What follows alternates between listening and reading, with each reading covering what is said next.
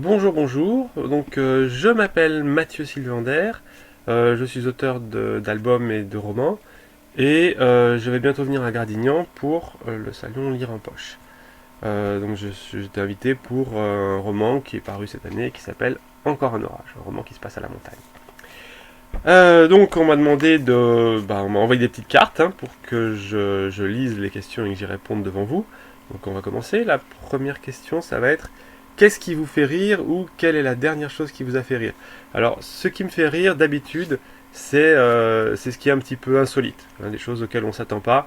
Par exemple, j'ai dernièrement vu un film dans lequel le héros cambriolait une banque. Alors ça n'a rien de drôle, mais pour se déguiser lors de son cambriolage, il a mis un sac poubelle sur la tête avec des trous à la place des yeux et de la bouche.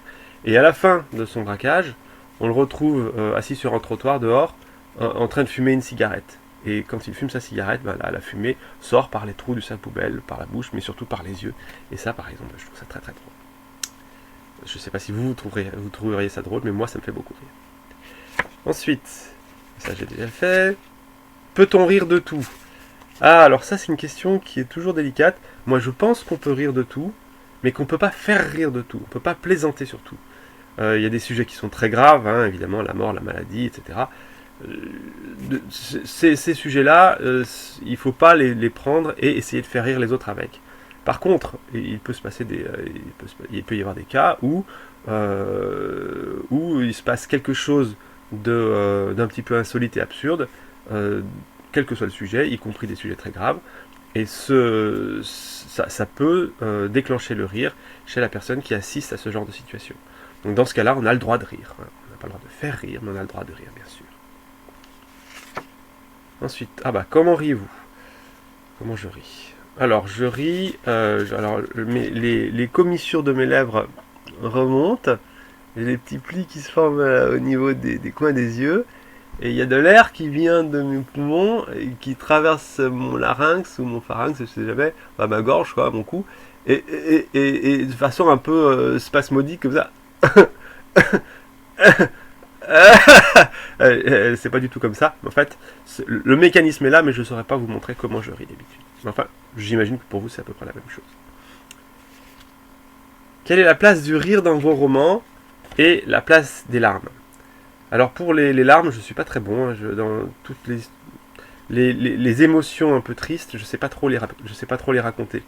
En général, j'essaye de me tenir à l'écart parce que quand je raconte des choses tristes, je suis pas crédible. Par contre, j'essaye de mettre le plus possible de situations absurdes et donc d'essayer de faire rire. J'essaye de faire rire avec ce genre de situation. Donc dans mes livres, je pense quand même qu'il y a pas mal de choses qui font rire. Donc il y a une forte place pour le rire, beaucoup moins pour les larmes. Bon, dernière question, puisqu'on va arriver au bout du temps imparti. Qu'est-ce qui vous fait pleurer, ou quelle est la dernière chose qui vous a fait pleurer?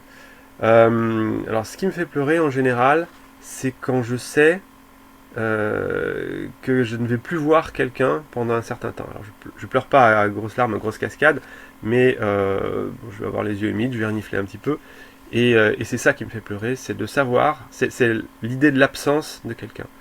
Une absence pendant un certain temps, pas l'absence d'une demi-heure évidemment, mais l'absence pendant un certain temps, pendant quelques mois, pendant quelques années, et l'absence définitive évidemment, c'est ça qui me rend le plus triste. Voilà, eh bien j'espère que ces réponses vous satisfont, et j'espère qu'on aura l'occasion de se rencontrer très prochainement à Gradignan. À une prochaine!